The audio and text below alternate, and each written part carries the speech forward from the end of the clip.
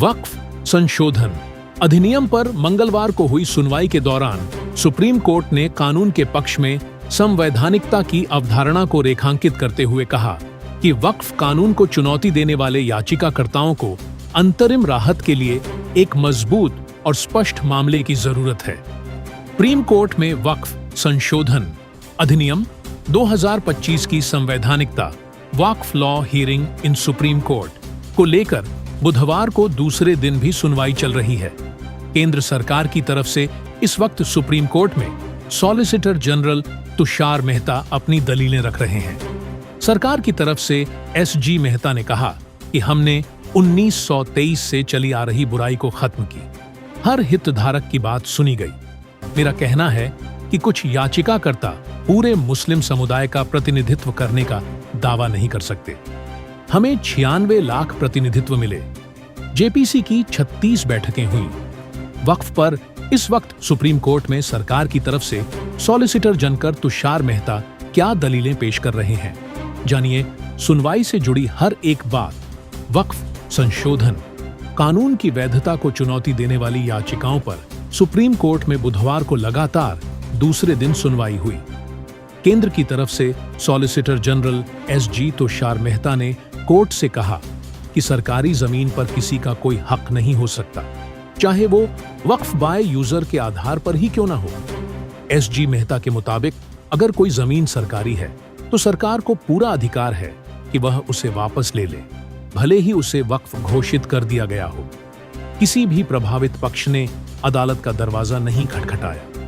किसी ने भी ये नहीं कहा कि संसद के पास इस कानून को पारित करने का अधिकार नहीं है। सिर्फ 5 याचिकाओं पर सुनवाई हो रही वक्फ कानून के खिलाफ लगी याचिकाओं पर सीजीआई बीआर गवई और जस्टिस एजी मसीह की बेंच सुनवाई कर रही है। केंद्र की तरफ से solicitor general SG Tushar Mehta और याचिकाकर्ताओं की तरफ से कपिल सिब्बल पैरवी कर रहे हैं। मेहता ने कहा था, सुनवाई उन 3 मुद्दों पर हो जिन पर जवाब दाखिल किए हैं। नए वक्फ कानून के खिलाफ सुप्रीम कोर्ट सिर्फ 5 मुख्य याचिकाओं पर ही सुनवाई कर रहा है। इसमें एआईएमआईएम सांसद असदुद्दीन ओवैसी की याचिका शामिल है। सॉलिसिटर जनरल की दलील, हमने बिना सोचे समझे बिल नहीं बनाया। सॉलिसिटर जनरल तुषार मेहता ने सुप्रीम कोर्ट से कहा कि यह ऐसा मामला नहीं है जहां मंत्रालय ने एक बिल बनाया और बिना सोच विचार के वोटिंग कर दी गई हो। कुछ याचिकाकर्ता पूरे मुस्लिम समुदाय की ओर से नहीं बोल सकते। आपके पास जो याचिकाएं आई हैं वे ऐसे लोगों ने दायर की हैं जो सीधे इस कानून से प्रभावित नहीं हैं। उन्होंने आगे कहा कि किसी ने यह नहीं कहा कि संसद को यह कानून बनाने का अधिकार नहीं था। संयुक्त संसदीय समिति जेपीसी की 99 बैठकें हुईं और हमें 97 लाख लोगों से सुझाव मिले, जिस पर बहुत सोच समझकर काम किया गया। कोर्ट ने मुस्लिम पक्ष से कहा, राहत के लिए मजबूत दलीलें लाइए। 20 की सुनवाई में बेंच ने कहा था कि मुस्लिम पक्ष को अंतरिम राहत पाने के लिए मामले को मजबूत और दलीलों को स्पष्ट करना चाहिए।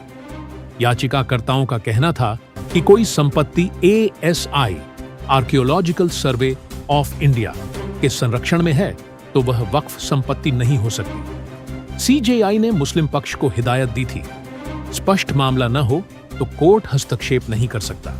हर कानून के पक्ष में संवैधानिकता की धारणा होती है। हम अंतरिम राहत दे सकें, इसके लिए आपकी दलीलें बहुत मजबूत और स्पष्ट होनी चाहिए, वरना संवैधानिकता की धारणा बनी रहेगी।